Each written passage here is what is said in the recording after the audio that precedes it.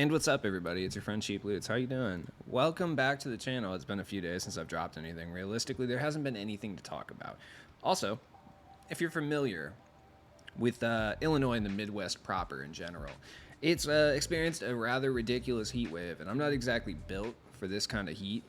You can tell by looking at my face. I look sweaty like I'm going to die. It's been like 99 degrees the last 3 days, but alas, I have resurrected myself to come talk about 2K and badges, I guess. I could have made a video on the W or my NBA or Mamba moments, but honestly, none of those really matter to me. I really don't care. The Jordan moments got me kind of hyped last year, and then I literally never played them. Still, to this day, 825, I have not touched them. So I feel like I'm probably not going to touch the Mamba moments either, so it's just kind of one of those things where it doesn't really matter. I'm also sweaty because I've been doing home improvement stuff while listening to Kubla Khan TX.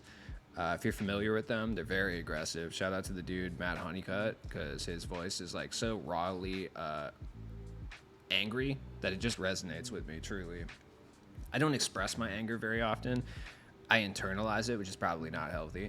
Anyways, we're not here to talk about coping mechanisms and hardcore with metalcore influence. No, we're here to talk about badges. So, look, I'm not going to read all this because it's just a bunch of hoopla that they put out, dude. You know, they got some kid fresh out of Stanford to write all this. I really don't care. Define how you play in 2K24 with the new badge system that encourages you to build on your strengths. We altered a few areas of the badge system, as they typically do, and made improvements, debatable, we will see, to existing badges, with new additions brought in to enhance flexibility or removals made to bring more balance to the game. Now, that is very interesting, because typically when they say that, they say this every year, by the way, I just need to point that out. This usually means that we're removing some badges that people had problems with, but we just put in new badges that do essentially the same thing. We just split them up between 3 badges. So for my team purposes, come March, it's not particularly going to matter because every card is going to have all of them anyway, so we're going to be in the same kind of boat. This kind of badge talk really only applies to the early game when cards have actual weaknesses. Once we hit about February, it really doesn't matter anymore. 24 new badges were added. Jesus Christ. With some removals, it brings us 77 total badges. That is so many. I miss the days. I know I'm going to sound like a boomer here. I know that. But I miss the old 2Ks. I miss the old, very basic badge system that they had in maybe 2K15, 2K16 era. Even 2K17, I don't remember. They definitely didn't have 77 badges. I feel like it was probably closer to 30 or 40, but I don't know. Maybe I'm wrong about that. Who knows? I just miss less badges. Frankly, this 77 is so many. It's such a high number. We're eager to see how you utilize them. Learn more about the added scoring, ball handling, and passing, and defensive badges below. So we'll start with scoring, right? So we got a new badge, float game. A player's ability to make floaters and runners while attacking the basket is improved with float game. Now, that's kind of been something that we haven't really seen. Realistically, I want to say just in my team, but I think in 2K proper in a little while, the ability, or I don't want to say the ability because you've always had the ability to shoot floaters, but from a meta perspective, for you to value a floater, there's been no point, especially this year. It's just literally hold down turbo and dunk over people. There's been no point to the floater, and I really don't foresee that changing. 2K's had an inability to make post play and the stuff that Steph Curry does that aren't shooting threes effective in game, so I'm not really sure. Then we got Scooper. Quick scoop layup shot chances are improved with the new Scooper badge. Now, this does give me some hope. They're implementing some new badges that, are specifically tailored towards layups. So it'd be cool with the new pro play system to see if maybe some of those more athletic and kind of skillful moves that real NBA players do to score, made their way and transitioned into the game, but who knows. Bunny. Hop step layups and dunks receive an increased shot chance with Bunny. That scares me because someone like Giannis with Bunny and Bulldozer doesn't exactly sound like it's going to be a fun time, and it doesn't sound like it's going to be easy to stop, and sounds like it's going to be horrific, frankly. So I don't know if I'm really stoked about that. Spin cycle. Drives finished with a spin layup or dunk will receive an increased shot chance ability. All right, as somebody who double Ys all day, the beginning of 2K23, spin layups and spin dunks all day. Like, if you guys watch me play, that's like all I did. I'm not, by the way, I need to specify. If you're new to this video, yo, your boy is not very good at the game, okay? I'm like mid at best. But that is something that I abused quite often in the early game. So that's exciting. You know, put that on someone like a Derrick Rose in the early game could be a lot of fun. Two-step. Oh, yeah. Okay. I like the name already because I'm instantaneously thinking of like a hardcore two-step. Shout out to that Harm's Way video, that majority of casuals. I love using the word casuals when it has nothing to do with sports. Like, calling someone a casual because they don't listen to aggressive straight edge music is super funny to me. I'm sorry. Cradle and Euro step layups and dunks receive a shot boost with two-step. I mean, it's cool. Once again, just adding like an extra incentive to do things that typically people don't do. I feel like the Euro step hasn't been really a thing or relevant from like a scoring perspective probably since like 2K20, 2K21. I remember people doing Euros early game in 2K21 for sure. Precision dunker. Those who utilize the skill dunk mechanic will receive an improved chance of flushing their dunk attempt with precision dunker. Not really sure what those words mean. I'm assuming they mean the dunk stick, so it's just like a dunk stick badge, which isn't exactly something I'm excited to see. Hook specialist. No love lost for post-play aficionados. Nice, dude. That's an excellent word choice. Brought back from the dead, hook specialist increases players. Brought back from the dead is wild. To make hook shots out of the post. Honestly, that could be cool. That could be pretty cool. I mean, like, I'm all about post-play. I feel like we've had... Now, I've had someone bring this up to me recently. They're like, the post-play was effective this year. No, post-play wasn't effective. Backing someone down and then pump faking 67 times and then shooting a contested layup was effective. Those are two very different things. Post-fade phenom. Similar to hook specialist, post-fade phenom will allow a player to make post-fades and hop shots out of the post at a higher clip. Can you imagine this badge in the early game on someone like Kristaps, who's going to be nigh impossible to contest consistently? The meta centers in the early game never able to really contest him because he's so huge and lanky, like a big human cigarette. So that's not really something I'm excited for. Or someone on like a Sabonis because he's like nice and beefy too, which is a really weird way to explain him. I don't know why I did that. Open looks. As a way to encourage sudden opportunities, open looks will enhance a player's ability to make wide open jumpers. That could be sketch, but realistically normal. By utilizing Spot Finder, by utilizing the get open mechanic, Spot Finder allows players to receive a speed boost off the ball to get an open space, with a raised chance of knocking down the shot off the ensuing catch. So that's kind of your off-ball movement badge. I mean, that's probably not going to be that broken. Honestly, it's going to be fine. I mean, there's going to be people who are going to be able to break every single badge in some capacity. Let's talk about a real broken badge, Whistle. Creating contact and getting to the free throw line when attacking the rim or shooting a jump shot is improved. So we have a badge that specifically allows a player to get to the free throw line more. That is something we absolutely did not need, but hey, it's here. Free points. In clutch moments, knocking down free throws with the game on the line is improved with free points. Once again, not that broken, but whatever. Bulldozer. A mix of scoring and ball handling. Think of this as Bully version 2.0 with elements of the old Clamp Breaker. Jesus Christ, that's not good. Bulldozer improves the ability. Okay. I know I mentioned it earlier, but like reading it makes it worse, truly. Someone like Giannis in the early game is going to be so ridiculous with this badge. Please don't let him play small forward. It's going to be nigh impossible to stop, I swear. Ball handling / passing. Now, if you're like a park player, it's going to be interesting because you don't really know, especially the early game. And 2K does this on purpose, by the way. I just need to point this out. Like, they definitely do this on purpose. They definitely don't let you know exactly what badges are going to be overpowered. Trust me, they know.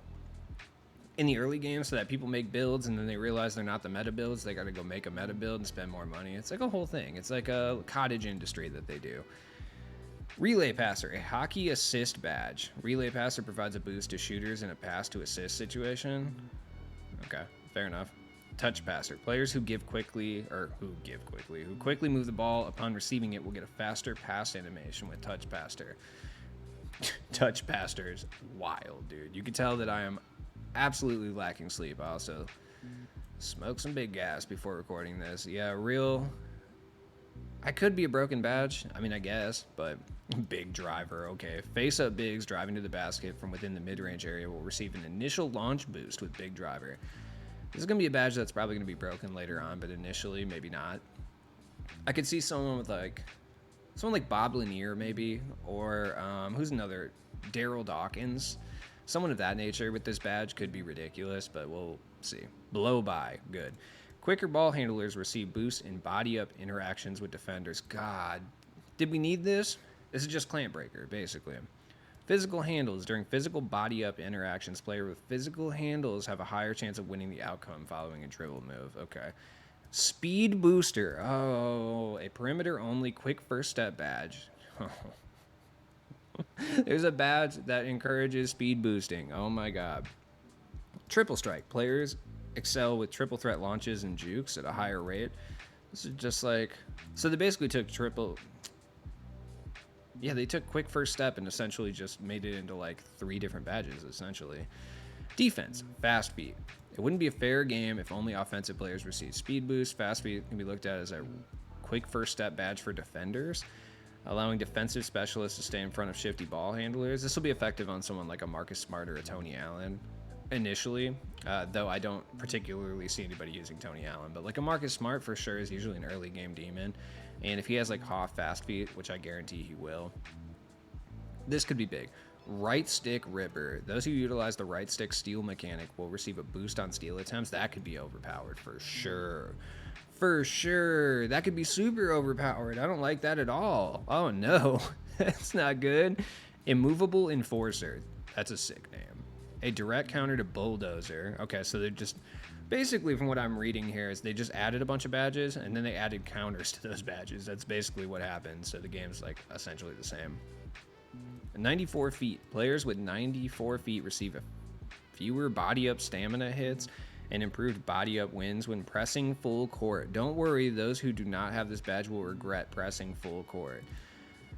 Once again, this is a badge that in the early game probably won't cause a whole lot of issues, but once we get to the point where cards are coming out with 40, 50 Hoffs, I wouldn't even say that. Probably like when cards are coming out with 25 Hoffs and like, 30, 40 golds, like we're going to have issues with like 94 feet. People are just going to be pressing just as hard as they did before. But in the early game, it's going to work as intended. The My Career Builder and Badge Progression Builder. Okay. Once again, not a big My Career guy, but occasionally, I'll pop up and like make a My Player and chill for a little bit. Sometimes I'll try to play it and just meh. At the start, you could choose between creating your own custom My Player or new, starting with an NBA player template. I mean, that's cool from like an accessibility standpoint, for sure. If you're a 2K Sweat Lord, obviously you're not going to go with a NBA player template. But if you're somebody who's like, I mean this in the nicest way, but just a casual 2K player, like this is actually super cool for you because like this can be like kind of daunting at first.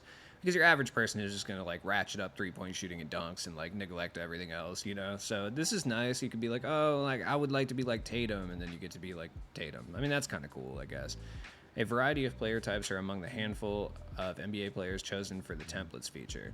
The player templates are customizable. If you wish to do so, you can accept the player exactly as they are and start your career. So that's just good from an accessibility standpoint. Honestly, that should have always been here. It's another one of those things kind of like crossplay that should have been in the game for years. It really should have. Like, the fact that they didn't have this before is kind of stupid. I'm just going to be honest with you.